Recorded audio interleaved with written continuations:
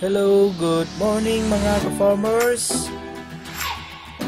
So mga ka-farmers, it's a new day and a new beginning. So let us now plant another batch of our Madre de Agua. So let's go mga ka-farmers.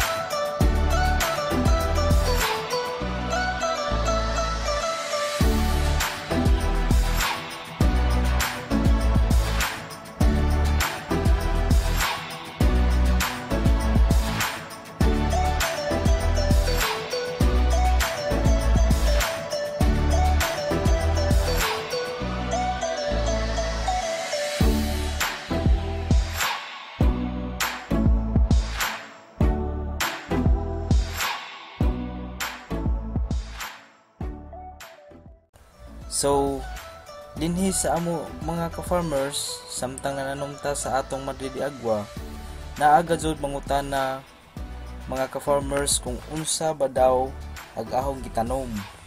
So, syempre mga ka-farmers, aho silang giingnan nga mauni ang tanom nga Madre de Agua. Mauni ang tanom nga high protein para ni sa mga baboy, manok, pabo, or kanding o favorite kaayo ni nila.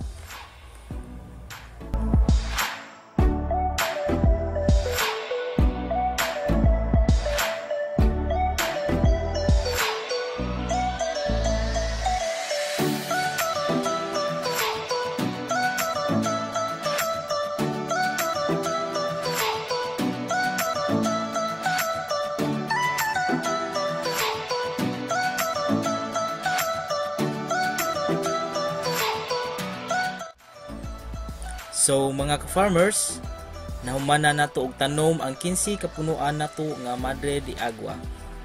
So ini kahuman og tanom mga ka-farmers, ato kini sidyang bisbisan og tubig mga ka-farmers para dali mag-moist ang yuta. So that's it for today's mga ka-farmers. Daghan kaayong salamat and see you in our next video. Bye bye.